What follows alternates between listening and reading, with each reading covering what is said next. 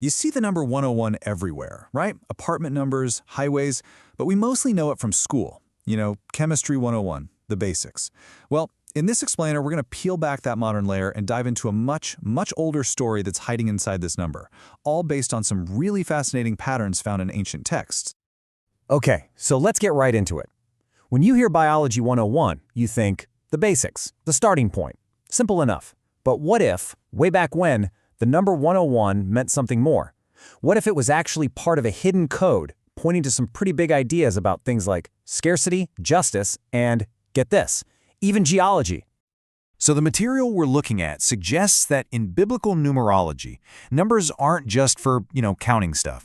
Their real meaning comes from these deep patterns you find inside the scriptures themselves, like how many times a certain word shows up or which chapter gets that number. And that's exactly where our investigation is going to start. Our first major clue is all about word frequency. The theory is, if a really significant word appears exactly 101 times in the original Hebrew or Greek, that's probably not a coincidence. It's a connection, a breadcrumb. So let's see which words hit that magic number. First up is the Hebrew word meat. And no, it has nothing to do with what you eat. In ancient Hebrew, it means a little, a few, or just a small amount of something. It's all about scarcity, but not always in a bad way. Sometimes it just means a small portion. And here's the connection. According to the source, this word, meat, appears exactly 101 times in the Hebrew Old Testament. Boom! That gives us our first solid link between the number and a specific concept. The idea of a little. And here's its very first appearance in the text.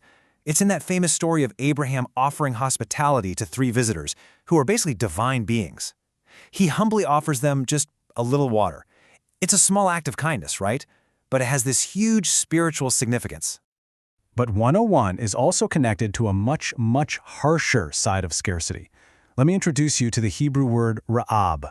This one means hunger, dearth, or most often, famine. We're not talking a little anymore. This is a catastrophic, devastating lack of everything. And incredibly, the number is exactly the same. The word for famine, ra'ab, also shows up 101 times in the Old Testament.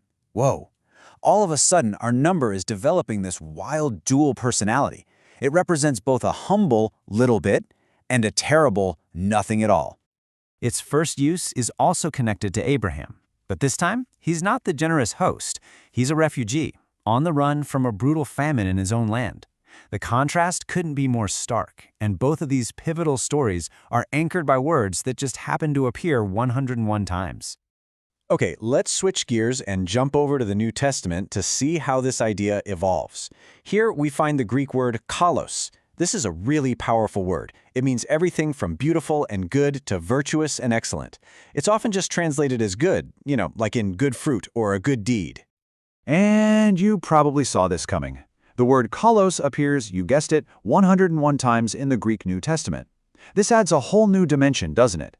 The number isn't just about quantity anymore, having a little or having nothing. It's also about quality, goodness, virtue, moral excellence. So here's the crucial point. The number 101 seems to be acting like a bridge between these two fundamental opposites. On one side, you've got the physical world of scarcity, everything from a little bit of water to a deadly famine, and on the other, you've got this moral world of abundance, good deeds, good fruit, a virtuous life. Okay, let's step away from word counts for a minute and check out our second clue. This one isn't scattered all over the place. It's focused in one single specific chapter, Psalm 101. And this psalm is, wow, it's a powerful declaration, a promise to live a life of total integrity. The author vows to have a perfect heart and to completely reject wickedness and deceit. Many scholars think this was actually written by David as a personal promise to rule justly, maybe even before he became king. It's like his personal mission statement, and it's sitting right here in Psalm 101. Now, for our third and final clue, we're leaving poetry behind and jumping into this epic historical story. We're going way back to the time right after the Great Flood, where the number 101 seems to mark a huge turning point in the history of the world itself. So our third clue comes from the timeline in Genesis. The text says that exactly 101 years after the flood, a man named Eber, who was Noah's great-grandson, had a son. Now, in these ancient stories, that kind of precise timing is almost never just a random detail. It's like a spotlight telling us to pay close attention. He named his son Peleg. Why? Well, in Hebrew, the name Peleg means division. And the text actually says he was named this because in his days the earth was divided. The source material we're looking at suggests this could be a reference to the physical division of the continents, a world-changing event that happened during the lifetime of a man born 101 years after the flood. So, let's recap. We have these three really different clues: word counts that point to scarcity and goodness, a psalm that's all about justice, and this historical marker for a great division. Now let's try to connect these dots with a few final patterns that the source links to the number 101.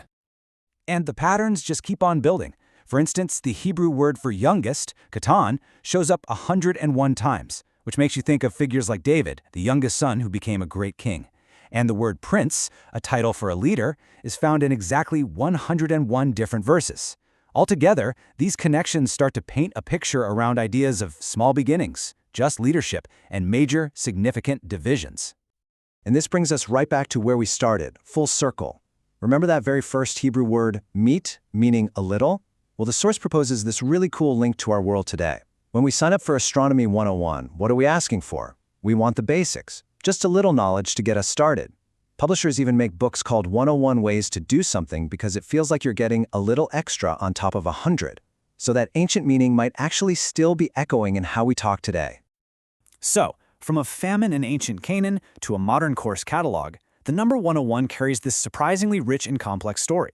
And it leaves us with a really fascinating question to think about. Whether it's by some ancient design or just modern coincidence, how do simple numbers come to hold such deep meaning and end up shaping the very stories we tell ourselves?